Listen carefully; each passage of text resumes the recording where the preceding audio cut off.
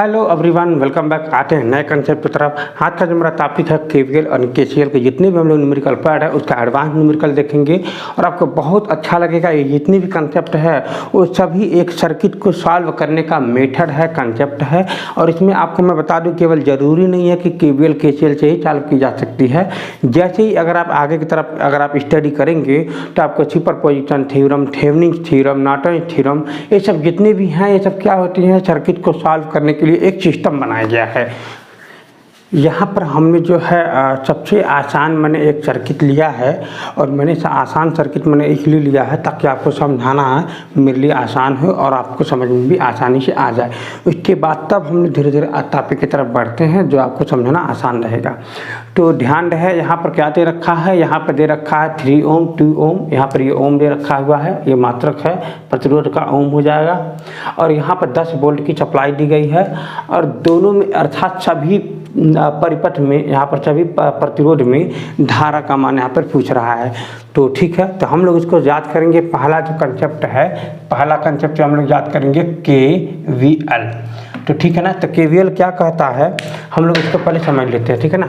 तो एक बात मैं बता दूं, मैं इसको तीनों कंसेप्ट से मैं सॉल्व करूंगा, 3 कंसेप्ट से मैं सॉल्व करूंगा और तीनों में आप थोड़ी सी डिफरेंस को समझेंगे और थोड़ी सी आप जितनी भी आप कंसेप्ट हो सकते थे आप सभी समझ जाएंगे जब आप एक न्यूमेरिकल को आप 3 तरीक़ों से सॉल्व करेंगे। तो हम लोग थोड़े समय लगेगा लेकिन हम लोग तीनों न्यूमेरिकल को, हम लोग तीनों टाइप को समझते हैं इसी न्यूमेरिकल को, ठीक है ना। आते हैं उसी पॉइंट पर।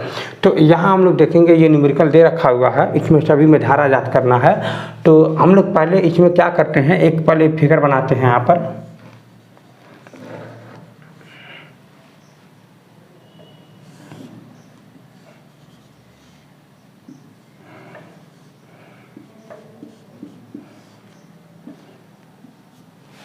यहाँ पर जो दे रखा हुआ 3 ओम दे रखा है, यहाँ पर 2 ओम दे रखा है, यहाँ पर 3 ओम दे रखा है, यहाँ पर 4 ओम में दे रखा है, यहाँ पर 10 वोल्ट में दे रखा है। तो इतना कंसेप्ट दे रखा है। तो हम लोग केवीएल के अनुसार में हम इसमें एक धारा घुमा देंगे। इसमें I1 धारा घूम रहा है और इसमें I2 धारा घूम रहा है। तो चलिए ठीक है, तो हम लोग ये पहला लूप है, ये पहला लूप में I1 धारा है और ये दूसरा लूप है, दूसरा लूप में I2 धारा है, ठीक है ना। तो हम लोग इसको समझते हैं। तो यहाँ पर देखा जाएगा जो यहाँ पर I3 है, पहले हम लोग समीकरण लिखते हैं। मान लीजिए अप्लाई लूप 1 में केवीएल अप्लाई करने पर, ठीक ना। तो आप लिख सकते हैं यहाँ पर ही लूप 1 में केवीएल लगाने पर आप लिख सकते हैं अप्लाई केवीएल बाई लूप 1, ठीक है ना। आप लिख सकते हैं इंग्लिश में भी। तो हम लोग इसमें देखते हैं इसमें कौन सी धारा है, पहले आप देखेंगे, समझने की कोशिश करेंगे। इसमें धारा ऐसे ऐसे घूम रही है, कौन धारा है वो I1 है और इसमें धारा कौन सा है I2 है, मतलब वो ऐसे ऐसे वो जा रही है, ठीक है ना। तो इस 3 ओम में कौन सी धारा है, आप बोलोगे 3 ओम में I1 धारा है। फिर और आगे आओगे तो कौन सी धारा प्रतिरोध पड़ेगा, 3 ओम पड़ेगा, 3 ओम पड़ेगा ना। तो 3 ओम में कौन सी धारा है, तो ये I1, ये हो जाएगा I1। फिर इधर से नीचे से जा रहा है, देखिए I1 उधर से आ रहा है, नीचे से जा रहा है I2। तो आप बोलेंगे I1 माइनस में I2। फिर अब आगे कौन सा पड़ रहा है, यहाँ पर ही देखिए वोल्टेज में कन्वर्ट कर दिया गया है। तो इसको क्या बताएंगे, माइनस में 10 इज इक्वल टू में 0। देखिए माइनस में 10 इसलिए लिखा गया है, ये I V इक्वल टू में IR होता है। तो V इक्वल टू में IR होता है तो I का मान यहाँ पर कितना है, I1 है, R का मान कितना है, 3 है। तो इन दोनों को गुणा करके V वोल्टेज में कन्वर्ट कर दिया गया। तो यहाँ पर वोल्टेज कितना बोलेंगे, 3I1 बोलेंगे। यहाँ पर वोल्टेज कितना बोलेंगे, 3I1 माइनस में I2 बोलेंगे। और यहाँ पर कितना, माइनस में 10 है, क्योंकि माइनस में पहले हम टच कर रहे हैं तो माइनस में 10 हो जाएगा, ठीक है ना। तो फिर हम इसको क्या करते हैं, सॉल्व करते हैं। तो यहाँ हो जाएगा आपका ये 3I1 plus 3I1 minus 3I2 minus 10 is equal to 0। तो हम इसको और अच्छे से लिख लेते हैं। तो दोनों ये ऐड हो जाएगा ये दोनों। तो क्या बोलेंगे, 6I1 माइनस में 3I2 माइनस में 10 इज इक्वल टू 0। इसको समीकरण नंबर 1 बना लेंगे। अरे हाँ है ना। उसी प्रकार लूप में आप लिखेंगे अप्लाई केवीएल बाई लूप 2। हम लूप दो में हम KVL अप्लाई करते हैं। मैं उम्मीद रख रहा हूँ आप समझ पा रहे होंगे। तो यहाँ पर जैसे कि मतलब यहाँ पर I2 धारा है, तो 2 में I2 धारा हो जाएगा, इस हिसाब से लिखते हैं। फिर आगे कौन सी धारा है, 4 में I2 धारा है। फिर और आगे जाने पर ये 3 ओम का जो प्रतिरोध है, इसमें देखिए मैंने I2 मैं अपना खुद प्लस माना हूँ ना, तो I2 प्लस है, तो उधर से कौन आ रहा है, माइनस में I1 आ रहा है। तो देखो जो हम धारा लेकर चलेंगे वो प्लस में रहेगा और जो अपोजिट में आएगा वो माइनस में हो जाएगा। तो हम यहाँ पर I2 को जो है प्लस माना है, तो उस वक्त उधर से कौन आ रहा है, I1 आ रहा है, तो हम क्या लिखेंगे, प्लस। तो यहाँ पर क्या आ जाएगा, 3 I2 माइनस में I1 इज इक्वल टू 0। यहाँ पर कोई वोल्टेज नहीं है। तो फिर हम लोग इसको और लिखते हैं आगे की तरफ, तो ये हो जाएगा 2I2 प्लस में 4I2 प्लस में 3I2 माइनस में 3I1 इज इक्वल टू 0। अब आप देखेंगे इन सबको ऐड कर देंगे, तो ये हो जाएगा आपका ये 9 में I2 माइनस में 3I1 इज इक्वल टू 0। अरे हाँ है ना। अब आप देखेंगे यहाँ पर और क्या हो सकता है, यहाँ पर आप इसको आप 3 कॉमन ले लीजिए यहाँ पर, तो और आप देखेंगे यहाँ पर क्या मिल जाएगा। यहाँ पर ये 3 कॉमन लेने के बाद क्या बन जाएगा, 3 कॉमन हो जाने के बाद यहाँ पर बन जाएगा 3I2 माइनस में I1 इज इक्वल टू 0। ये मल्टीप्लाई इधर खत्म हो जाएगा, तो क्या बन जाएगा, 3I2 माइनस में I1 इज इक्वल टू 0। अरे हाँ ना। अब क्या करोगे आप लोग, ये इसके साथ सॉल्व करोगे। तो ध्यान में रहे आप क्या लिखने जा रहे हो, ध्यान से देखो। यहाँ पर क्या हो जाएगा, यहाँ पर ये आपको समीकरण ही सॉल्व करना है। तो 2 समीकरण मेरे पास है, क्या है, 6 में I1 है, फिर प्लस माइनस में 3I2 है, फिर माइनस में 10 इज इक्वल टू 0 है, इसको हम 1 माने थे। और यहाँ पर क्या है, 3I2 है, माइनस में I1 है, इज इक्वल टू 0 है। I1 को आप इधर करोगे तो प्लस में I1 बन जाएगा। तो आप इसको और क्या लिख सकते हो, इसको आप लिख सकते हो 3I2 इज इक्वल टू में I1, अर्थात जो I1 का जो मान है वो 3I2 के बराबर है। तो हम क्या कर सकते हैं, I1 के जगह पर 3I2 लिख सकते हैं। तो I1 कहाँ है, यहाँ पर है, 6 है। I1 की जगह पर क्या लिख सकते हैं, 3I2, फिर क्या लिख सकते हैं, माइनस में I2 माइनस में 10 इज इक्वल टू 0। तो इसको आप मल्टीप्लाई कर देंगे तो क्या बन जाएगा, 18I2 माइनस में ये हो जाएगा आपका 3I2 माइनस में 10 इज इक्वल टू 0। तो आप देखो इसमें से घट जाएगा, तो क्या बन जाएगा, 15I2 यहाँ पे जाएगा माइनस में 10 इज इक्वल टू 0। आप 10 को उधर कर दोगे प्लस बन जाएगा, तो I2 इज इक्वल टू 10 अपान में 15, मतलब यहाँ हो जाएगा आपका ये इतना एम्पियर। अरे हाँ है ना।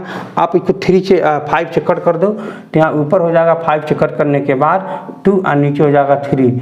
इसका मतलब 2/3 एम्पियर यहाँ पर धारा आ जाएगा। कौन सा, I2 का। तो अब क्या पूछ रहा है, I1 का धारा कितना होगा। तो आप क्या करोगे, I2 का मान जो है ना यहाँ पर रख दीजिए, I2 का मान। तो जैसे ही रखोगे यहाँ पर ये, तो 3 इंटू में 2 यहाँ हो जाएगा 2 अपान में 3 इज इक्वल टू में I1। तो इसको आप काट देंगे तो क्या बन जाएगा, 3। तो I1 का मान कितना आ जाएगा, 2 एम्पियर। अरे हाँ है ना, यही आपको समझने वाली बात है। I1 का जो मान है वो आपका 2 एम्पियर की धारा यहाँ पर ये आएगा। तो मैं उम्मीद रख रहा हूँ आप ये बात पूरी तरह से समझ गए होंगे कि I1 का जो मान है 2 एम्पियर की धारा यहाँ पर होगा। तो चलिए इसका क्या मतलब है, I1 मैंने यहाँ पर लूप किया था, यानी यहाँ पर जो धारा जा रही है इस वाले कक्ष में वो कितना जा रही है, मतलब ये 2 एम्पियर धारा यहाँ से जा रही है। और इस वाले में कितना धारा जा रही है मैं आपसे बता रहा हूँ, वहाँ पर कितना धारा है, 2/3 धारा इधर साइड जा रही है। तो इधर कितना जाएगा, जैसे कि मैं बात करूँ यहाँ पर, जैसे यहाँ पर ये जो आ रही है वो 2 एम्पियर की धारा आ रही है, और यहाँ से कुछ धारा इधर चली गई, कुछ धारा इधर चली गई। तो इधर साइड जो गया है 2/3 एम्पियर गया है। तो इधर साइड कितना जाएगा, 2 में से आप ये 2/3 घटा दोगे। तो 2 में से आप 2/3 घटाओगे तो यहाँ बन जाएगा आपका 6 माइनस में 2/3 बराबर 4/3।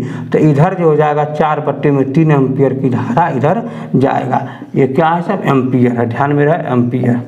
तो अब मैं उम्मीद रख रहा हूँ यहाँ पर जो धारा आ जाएगा 4/3 एम्पियर की धारा यहाँ पर ही आएगा। तो ठीक है, तो आप इतनी बात आप समझ में आ गया होगा। तो इसमें अगर थोड़ा सा मिस्टेक रहेगा तो नहीं आएगा आंसर। तो अब हम लोग देखते हैं KVL के अनुसार तो ये सॉल्व हो गया। तो अब हम लोग देखते हैं KCL के अनुसार यहाँ पर धारा कितना होगा। अब हम लोग आते हैं उसी पॉइंट की, हम लोग इसी वीडियो को सॉल्व करते हैं केसीएल विधि से। किस विधि से? केसीएल विधि से। ये मेरा दूसरा विधि है। तो केसीएल विधि से सॉल्व करने के लिए हम फिर से यहाँ पर फिगर को बनाते हैं परिपथ को।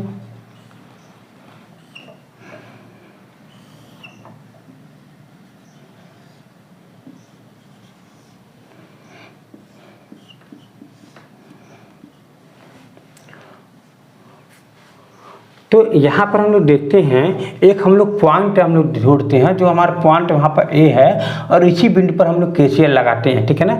तो मान लीजिए यहाँ पर जो बैटरी है लगी हुई है वो धारा दे रही है, वो धारा दे रही है I1, और इधर साइड चली जा रही है I2, और इधर साइड चली जा रही है I3।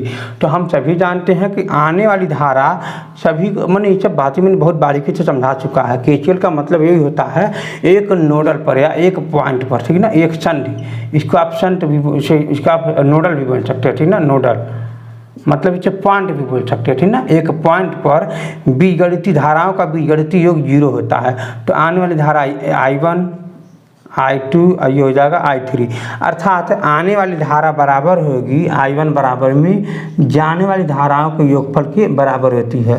ये आपको मैं बताना चाहूँगा। तो ये कहाँ लगाया जा रहा है? पॉइंट ए पर, ठीक है ना। तो चलिए हम लोग यहाँ पर लिख देते हैं। यहाँ पर हम लिख दे रहे हैं apply KCL at point A, ठीक है ना। ए पॉइंट पर हम लोग अप्लाई कर रहे हैं केसीएल को। तो यहाँ पर क्या हो जाएगा? यहाँ पर धारा क्या हो जाएगा? यहाँ पर I1 इक्वल टू में I2 प्लस में हो जाएगा I3। तो ठीक है, तो I1 का मान कितना होगा? तो हम लोग यहाँ का विभव मान लेते हैं। मान लीजिए ए पॉइंट है, तो विभव क्या हो जाएगा? VA हो जाएगा। तो यहाँ का विभव कम है, यहाँ का विभव ज़्यादा है, तभी तो इसमें से ये काम किया जा रहा है। तो हम एक काम करते हैं, यहाँ पर अर्थ लगा दे रहे हैं। तो यहाँ पर E अर्थ हो जाएगा VE इक्वल टू 0 हो जाएगा, ठीक है। तो आपको घबराना नहीं है। इसका मतलब हम इसको जो माने हुए हैं 10 वोल्ट माने। कितना माने हैं? 10 वोल्ट। जब यहाँ पर 10 वोल्ट है तो आप इसको I1 याद करने के लिए 10 माइनस में VA, जो कि मैंने इसके बारे में समझा चुका है। अगर आपको समझने में कोई दिक्कत हो तो आप पीछे जा कर के देख सकते हैं। इसका मान कितना दे रखा गया है? 3 ओम दे रखा गया है। इसका 2 ओम, और इसका जो है 4 ओम, और इसका जो है 3 ओम दे रखा हुआ है। तो ठीक है, तो यहाँ पर जो कितना आ जाएगा? यहाँ पर 3 ओम हो जाएगा, फिर बराबर हो जाएगा I2 का मान कितना है? यही वाला है ना I2। इसका मतलब इसमें कितना धारा है? आप बोलोगे क्या?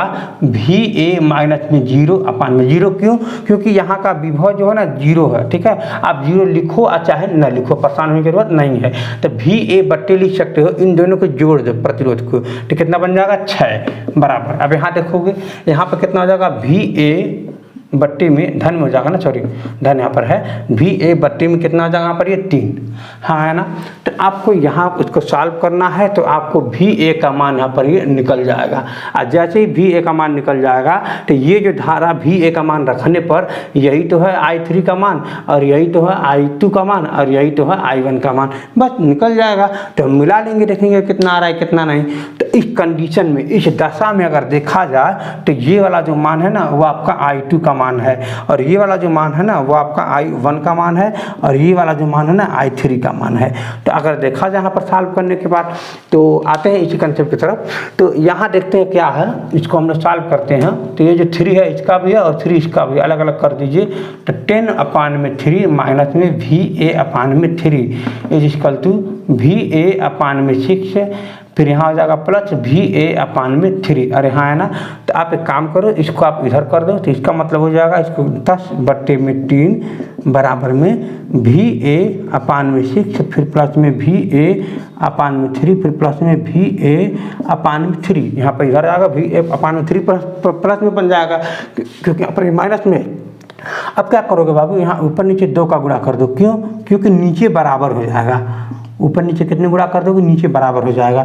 ठीक, कितना बन जाएगा? 10 अपान में 3, यहाँ पर हो जाएगा VA और प्लस में यहाँ बन जाएगा 2VA और प्लस में यहाँ बन जाएगा 2VA और नीचे बन जाएगा आपका ये 6। अरे हाँ है ना। अब आप देखोगे ऊपर जो है 1VA 2VA 3, इसका मतलब 4 5। इसका मतलब बाबू लोग बन जाएगा 5 में VA अपान में 6। इसका मतलब बाबू लोग यहाँ पर आ जाएगा 10 अपान में 3 इज इक्वल टू में 5 में VA अपान में 6। अब इसको यहाँ पर काट दीजिए 2 बार, इसको यहाँ पर काट दीजिए 2 बार, और इसको यहाँ पर गुणा कर दीजिए। तो इसका मतलब ये हो जाएगा बाबू लोग 4 वोल्ट आ जाएगा यहाँ पर ये VA का मान। कितना आ जाएगा 4 वोल्ट, कितना आ जाएगा 4 वोल्ट। बहुत आसान न्यूमेरिकल है, ये आपका केसीएल ही है, 4 वोल्ट यहाँ पर ही आ जाएगा। तो बाबू लोग इसका मतलब ये हुआ कि हम देखिए हम सभी जानते हैं कि VA का जो मान यहाँ पर ये आ गया है 4 वोल्ट। अरे हाँ ना, इसका मतलब VA का जो मान है वो कितना है, वो 4 वोल्ट। तो अब हम लोग जानते हैं, सभी जानते हैं कि I1 बराबर जो दे रखा है वो कितना दे रखा है, 10 माइनस में VA अपान में 3। तो VA के मान की जगह क्या रखेंगे हम लोग, 4 रख देंगे। अरे हाँ ना, तो घट जाने के बाद 6/3 कट जाने के बाद 2, तो इसका मतलब I1 का मान कितना आ जाएगा, 2 एम्पियर आ जाएगा। जो आप सभी जानते हैं कि I1 का मान 2 एम्पियर पहले से ऑलरेडी आ रखा है, जो हमारा वो न्यूमेरिकल सही है। अब हम लोग देखते हैं I2 का मान कितना हो जाएगा। यहाँ पर देखते हैं, एक एक बात तो समझते हैं। I2 का मान कितना है, आपसे सभी को पता है कि VA अपान में 6 है। इसका मतलब 4/6 है, काट दो 2 से तो यहाँ हो जाएगा 3। इसका मतलब इसका मतलब क्या आ जाएगा, 2/3 एम्पियर की धारा यहाँ पर ही आ जाएगा। आप सभी हम उम्मीद रख रहे हैं, देख पा रहे होंगे, यानी 2/3 एम्पियर यहाँ पर धारा आ जाएगा। ये कितना आ जाएगा, I2 का मान यहाँ पर ही हो जाएगा। अब ये क्या कर रहा है, I3 का मान कितना आ जाएगा, यहाँ पर देखेंगे तो यहाँ जो है I3 का जो मान है वो VA/4 दे रखा है। इसका मतलब 3 है ना, हाँ 3 है। तो यहाँ पर देखेंगे VA का मान 4/3 दे रखा, 4/3 एम्पियर यहाँ पर आ रखा होगा। तो ठीक है, तो अब देखेंगे I3 का मान देखेंगे यहाँ पर ये 4/3 एम्पियर, I2 का मान देखेंगे 2/3 एम्पियर। हम उम्मीद रख रहे हैं ये आप सभी बातें आप समझ रहे होंगे, तो हम उम्मीद रख रहे हैं ये आप केसीएल यहाँ पर भी समझ गए होंगे। अब हम लोग आते हैं, एक नेक्स्ट टॉपिक है जो इसी न्यूमेरिकल को हम सॉल्व करेंगे और देखेंगे क्या है। इसको ऐसे भी सॉल्व किया जा सकता है, हाँ, ना बिना ना ही तो केवीएल है, ना ही तो केसीएल है। अब कौन सा नियम है, आते हैं उसको भी समझते हैं। आइए मेन पॉइंट की तरफ। को सॉल्व करना है इन सभी चारों मतलब प्रतिरोध में कितना करंट धारा इसमें प्रवाहित हो रही है, और यहाँ पर जो 10 वोल्ट की सोर्स दे रखा गया है, वोल्टेज बैटरी को जोड़ा गया है। तो हम लोग समझते हैं, तो एक मेरा टॉपिक कहता है कि पहले आप ये पता लगाओ कि बैटरी कितनी धारा दे रही है, उसके बाद तो हम लोग अलग की दिमाग लगाते हैं। तो यही काम करना है। तो पहले आपसे पता लगाना है कि बैटरी कितना धारा दे रही है। तो बैटरी कितना धारा दे रही है ये पता लगाने के लिए आपको पता लगाना है कि कितना वोल्टेज का है, जो हमें पता है कि 10 वोल्टेज का है। बैटरी में कितना प्रतिरोध जुड़ा है आपको ये पता लगाना है, तब जाकर के आप बैटरी की धारा निकाल पाएंगे। तो मेहनत है आपको प्रतिरोध निकालने में, ठीक है। तो प्रतिरोध निकालने में क्या करेंगे, इन दोनों को आप 2 मिनट के लिए रोक दो, यहाँ से यहाँ तक इसके बारे में 10 वोल्ट को हटा दो। तो आप देखोगे क्या यहाँ पर कि ये यहाँ से अगर आप देखोगे पकड़ करके कि ये दोनों जो है श्रेणी क्रम में है, तो श्रेणी क्रम में क्या करते हैं, धीरे धीरे जोड़ देते हैं।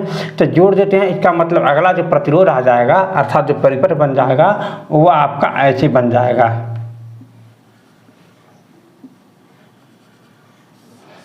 ये जो है आपका 6 ओम बन जाएगा, और यहाँ पर 3 ओम बन जाएगा, और यहाँ पर भी 3 ओम बन जाएगा। आज जो यहाँ पर पॉइंट को मान लीजिए माने हैं ए और ये बी, तो यही आपका ए और ये बी हो गया। अब देखिए मैं ये 6 ओम कहाँ से आया है, इन दोनों को मैं सीधे सीधे जोड़ दिया हूँ। अब ये 6 ओम हो गया। अब इस 6 ओम को आप इसके साथ जोड़ेंगे, क्योंकि इन दोनों किस क्रम में, समांतर क्रम में है। तो समांतर क्रम का नियम क्या कहता है, अगर 2 रहे तो गुणा करके जोड़ के भाग दे दो। गुणा करोगे तो क्या बन जाएगा बाबू, 6 3 18, और फिर 6 3 9 जोड़ दोगे तो कितना बन जाएगा बाबू लोग, 9। तो इसका मतलब ये हो जाएगा 18/9, काट दोगे तो कितना आ जाएगा 2। यानी बाबू लोग इन दोनों को जोड़ने के बाद 2 ओम का प्रतिरोध यहाँ पर बन जाएगा। तो हम अगला जो फिगर बनाएंगे ये आपका ये बन जाएगा। अरे हाँ ना, तो अब ये बन जाएगा, ये दोनों मिल करके कितना बन गया, 2 ओम का, और ऊपर वाला कितना आ गया, 3 ओम का। तो यहाँ पर भी पॉइंट ए ही है और यहाँ पर पॉइंट बी है, जो यहीं पर वोल्टेज 10 वोल्ट की सप्लाई यहाँ पर लगी हुई है। अरे हाँ है ना, आपको घबराना बिल्कुल भी नहीं है। तो अब आप देखोगे इसमें जो धारा जा रही है वही धारा इसमें भी है। इन दोनों में कौन सा क्रम है, ये श्रेणी क्रम है। श्रेणी क्रम में क्या करते हैं, सीधे सीधे जोड़ देते हैं। तो हमारा क्या हो जाएगा, 5 हो जाएगा। कितना हो जाएगा बाबू लोग, 5। तो बाबू लोग इस बैटरी के साथ जितनी प्रतिरोध जुड़ा हुआ है वो आपका 5 ओम का है। देखिए 3 और 2 5, यानी इसको हम बोल देंगे 5 ओम का यहाँ पर ये प्रतिरोध है। तो अब पता लग जाएगा आपका धारा का जो मान कितना रहेगा, बैटरी द्वारा V/T में R हो जाएगा। तो V का मान यहाँ पर 10 और R का मान हो जाएगा 5, काट दोगे तो आपका 2 एम्पियर। यानी बैटरी द्वारा करंट जो दे रहा हुआ है I बराबर में 2 एम्पियर की धारा यहाँ पर ये दे रहा है। ये तो बात आपको पता चल गया। तो अब हम लोग क्या करते हैं, आगे की टॉपिक थोड़ी समझते हैं, तब तक ये साफ कर देते हैं।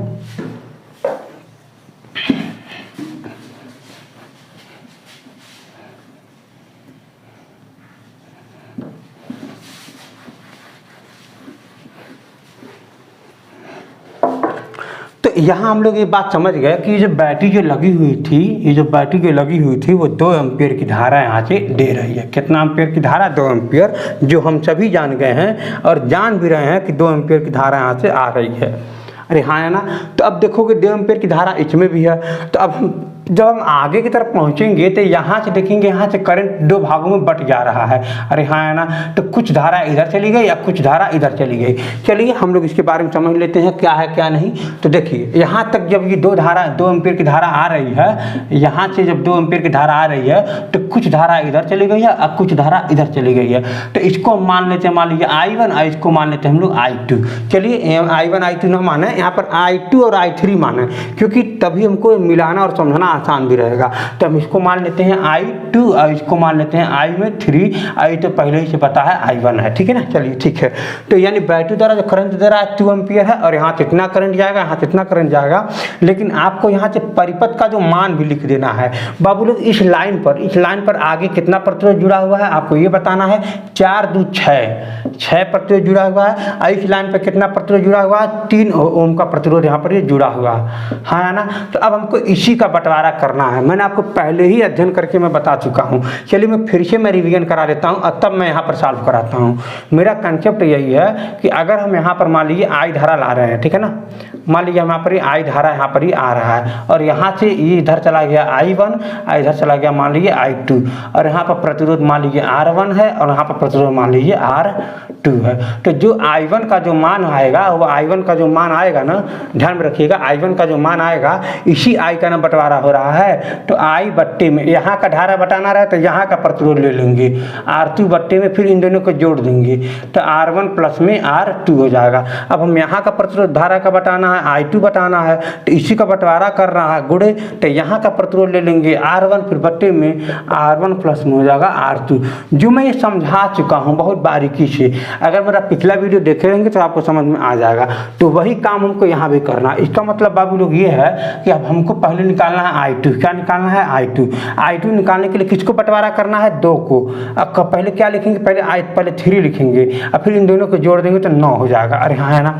तो बस आपका ये मान निकल गया। अब इसे काट दीजिए, 3 का नाम 3, 3 दूना 6, सॉरी 3 3 9, यहाँ पर हो जाएगा 3 3 9 और 2 का नाम 2 और फिर बट्टे में 3 एम्पियर की धारा यहाँ पर जा रही है।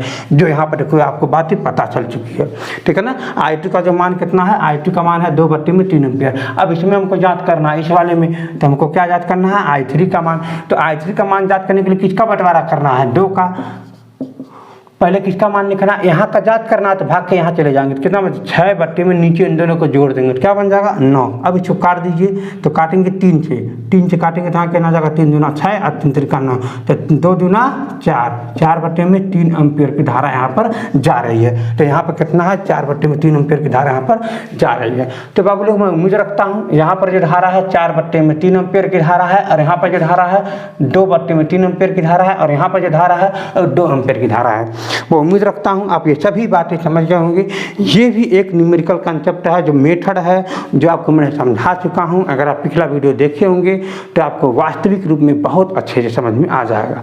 अब हम लोग थोड़ी सी एडवांस दिमाग लगाते हैं स्टार डेल्टा कन्वर्जन के बारे में।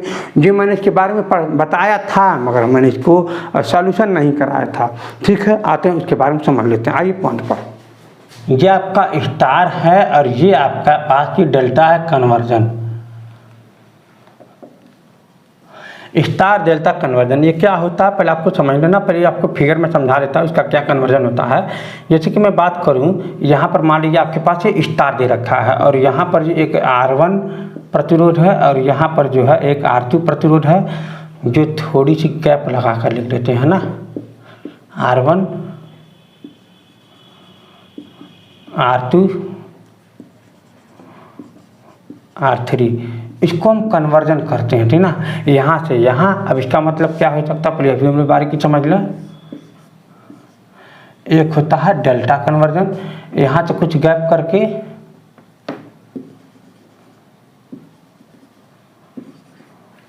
तो इसको हम नाम दे देते हैं ना, इसको नाम देते हैं ए पॉइंट, बी और ये सी। ये ए का ही है तो ए वाला ऊपर ही रहेगा, यहाँ पर देखिए बी है, तो यहाँ पर बी ही रहेगा, यहाँ पर देखिए सी है तो सी ही रहेगा। लेकिन फर्क क्या है कि ये वाला R1 और देखिएगा ध्यान से समझिएगा, R1 और R2 मिल करके जो है एक RC का निर्माण करेगा, जो इसका नाम दे देते हैं RAC। क्या दे देते हैं? RAC। चाहे आप समझ लीजिए, आप नाम दे सकते हैं, हाँ ठीक है RAC अच्छा रहेगा, RA और ये C। तो इसका जो नाम क्या रहेगा इन दोनों के मिलने के बाद? आप एक काम करिए, अंकों में मान लीजिए ये RA12 हो गया ना, तो आप इसको मान लीजिए आप RA और यहाँ पर मान लीजिए आप RB और यहाँ पर मान लीजिए आप R में C। अरे हाँ है ना।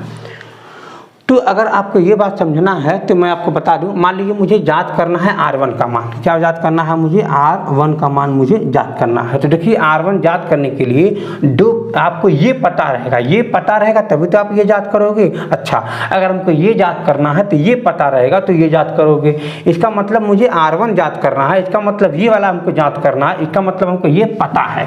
तो आपको कौन सा पता है? हमको ये वाला पता है। तो इसका R1 का मान जांच करने के लिए आप इन दोनों को गुणा कर दोगे। क्या कर दोगे? इन दोनों का गुणा कर दोगे। तो गुणा करोगे ऊपर में तो क्या आ जाएगा? RA इंटू में हो जाएगा R में C। अब फिर नीचे क्या होगा? तीनों को जोड़ दीजिए, RA प्लस में हो जाएगा RB प्लस में हो जाएगा R में C। अरे हाँ है ना। उसी प्रकार हमको RC का मान जांच करना है, R2 का मान, सॉरी। तो R2 का मान जांच करने के लिए आप देखो जहाँ पर पॉइंट में टच है ना ये RC वाला, ये इसका मतलब इन्हीं दोनों को गुणा कर दीजिएगा। तो हमारा क्या कहला जाएगा? RA इंटू में हो जाएगा R में B। फिर नीचे वही हो जाएगा R1A प्लस में हो जाएगा RB प्लस में हो जाएगा R में C। फिर हमको क्या याद करना है? R3 याद करना है, मान लीजिए R में 3। तो R3 कौन कौन से गुणा करना है? RC इंटू में RB। क्या गुणा करना है? RB इंटू में हो जाएगा R में C। फिर नीचे क्या आ जाएगा? RA प्लस में हो जाएगा RB प्लस में हो जाएगा R में C। यहाँ का मान अभी आपका हो गया, अभी आपको समझ में आ गया होगा। तो ठीक है, तो अब हम लोग आते हैं इस मान की तरफ। अगर हमको ये ज्ञात करना है तो इसका मतलब ये होगा बाबू लोग, हमको ये ज्ञात करना है तो ये हमको पता रहेगा। अब आपको देखिए, अभी आपको ये बातें समझ में नहीं आ रहा है क्यों ये जांच करना है, क्यों हमको ये पता है। तो बिल्कुल हमको पता है कि आपको समझ में नहीं आ रहा, आपको परेशान बिल्कुल नहीं होना है। तो अभी आप जब सवाल लगाओगे ना तो आपको दिखाई देगा स्टार है कि डेल्टा की कन्वर्जन करके आप इसको आसान कर सकते हो। अभी देखो आपको समझ में आएगा। तो हम लोग क्या करते हैं, हमको जो है RC का मान हमको ज्ञात करना। मान लीजिए RC का मान हमको ज्ञात करना है। इसका मतलब RC किसके बीच में आएगा? ये यहीं के बीच में आएगा, हाँ है ना। RC इन्हीं के बीच में आएगा।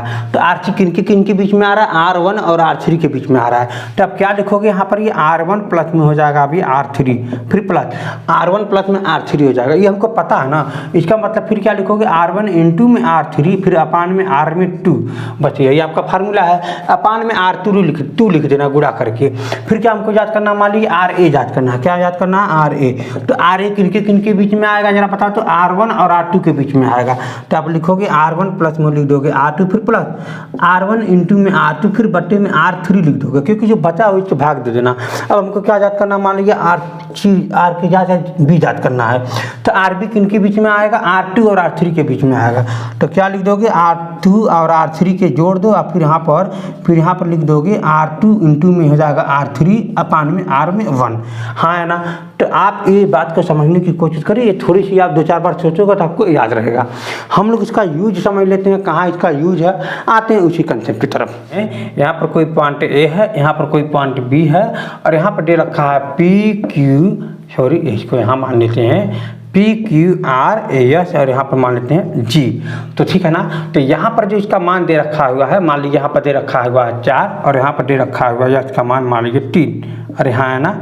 यस का मान मान लीजिए दे रखा है 3।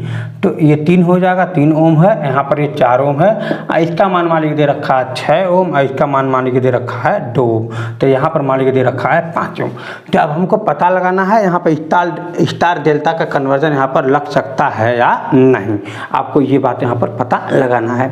तो चलिए ठीक है, मैं देखता हूँ। तो यहाँ पर जो क्या नियम क्या है, यहाँ पर ये नियम यही है कि यहाँ पर जो नियम यही है कि P इंटू में यस, अरे हाँ है ना, P इंटू में यस और फिर R इंटू में Q, अरे हाँ है ना। तो अब आप देखोगे 4 तिहाई 12, यहाँ क्या हो जाएगा 12, यहाँ 6 दूना 12। तो इसका मतलब बाबुल दोनों बराबर हो गया। अब ये जो संतुलित अवस्था में हो गया, किसी अवस्था में हो गया? संतुलित अवस्था में हो गया। संतुलित अवस्था में। और जब ये संतुलित अवस्था में होगा तो इसमें कोई भी धारा नहीं जाएगा, और जब भी धारा में नहीं जाएगा तब हम इसको हटा देंगे, और जब हम इसको हटा देंगे तब हम इस सर्किट को सॉल्व करना आसान हो जाएगा। क्यों? क्योंकि इन दोनों को जोड़ देंगे तो जोड़ देने के बाद 10 हो जाएगा यहाँ पर, और इन दोनों को यहाँ जोड़ देंगे तो हो जाएगा 5। अब इन दोनों 10 और ये 5 समांतर क्रम में है तो ये हो जाएगा 50, गुणा कर दोगे 10 में 5 से गुणा कर दोगे 50, और जोड़ दोगे तो 15, यानी इतना ए बी के बीच में तुल्य प्रतिरोध यहाँ पर मौजूद है। मैं इसको थोड़ी सी फास्ट सॉल्यूशन कर रहा हूँ, घबराना नहीं। तो अब आप देखोगे, अगर आप देखोगे यहाँ पर जब ये 4 है, यहाँ पर 6 है, यहाँ पर 2 है, यहाँ पर 3 है, तो ये संतुलित अवस्था में हो जा रहा है। तब इस अवस्था में यहाँ पर कोई धारा नहीं जाएगा जो यहाँ पर जी में दे रखा है मान। तो इसका मतलब ये हुआ बाबू लोग, जब ऐसे कंडीशन में ये संतुलित अवस्था में है, और जब संतुलित अवस्था रहती है तो इसको हटा देते हैं, और तब इसको सीधे सीधे जोड़ करके 10 ओम, और इसको सीधे सीधे जोड़ करके हम लोग 5 ओम, और ये 10 और ये 5 समांतर क्रम में हो जा रहा है। जो समांतर क्रम का नियम क्या कहता है कि 10 गुणा कर दो और फिर जोड़ करके भाग दे दो। 10 में 5 का गुणा कर दोगे 50, और जोड़ दोगे 10 में 5 का तो 15, और फिर भाग दोगे तो आपका ये आंसर यहाँ का ए बी के बीच में तुल्य प्रतिरोध निकल जाएगा। लेकिन अब यहाँ पर क्या कह रहा है, अगर ये संतुलित अवस्था में न हो तब हम लोग स्टार डेल्टा कन्वर्जन के रूप में अब समझेंगे। ठीक है, आते हैं वो भी समझते हैं। तो यहाँ पर संतुलित अवस्था जब नहीं रहती है तब क्या होता है, आते हैं पॉइंट पर। तो देखिए, अगर मान लीजिए बात करें संतुलित अवस्था में नहीं है तो हमने थोड़ी सी इसके साथ लापरवाही कर देते हैं। जैसे कि इसका मान अगर 4 है, यहाँ पर 6 है, तो हम इसको मान लेते हैं अब 3। क्या मान लेते हैं? 3। तब आप देखेंगे 4 तिहाई में 12 हो जा रहा है, और इसको 3 ना मान करके आप इसको मान लीजिए यहाँ पर 1, इसको मान लीजिए 1, और यहाँ मान लीजिए आप 4। ठीक है ना, इसको मान लीजिए 4। अब आप देखोगे 3 एक 3, और 3 दूनी 4 दूनी में 8 है। अब आप देखोगे 3 1 का 3 में गुणा करोगे तो 3 हो जाएगा, और 4 में 2 का गुणा करोगे तो आपका 8 हो जाएगा, जो बराबर नहीं है। तो इस कंडीशन में क्या है, ये आपका असंतुलित अवस्था में है, तब इसमें धारा जाएगा। अब हम इसको भी मान लेते हैं 5 में ओम। अरे हाँ ना। तो अब आप देखोगे ये एक जो पॉइंट है, ध्यान में रहे, ये जो एक पॉइंट है, इस पॉइंट को हम मान लेते हैं स्टार डेल्टा कन्वर्जन का पॉइंट। इसी पॉइंट को हम स्टार डेल्टा कन्वर्जन के रूप में हम इसको करेंगे। अब ध्यान रहे, आपको यही आपको करना है, यहीं पर आपको समझना है। तो ठीक है, तो हम लोग थोड़ा सा ऐसा इसको बना देते हैं ताकि ये लगे कि हाँ स्टार डेल्टा कन्वर्जन यहाँ पर किया जा सकता है। ठीक है, तो यहाँ पर हम मान लेते हैं बी। ये तो क्या मानना है, तो पहले से बी है, तो यहाँ पर है ए। तो अब हम लोग बनाते हैं इसको, जो है एक पॉइंट यहाँ है, एक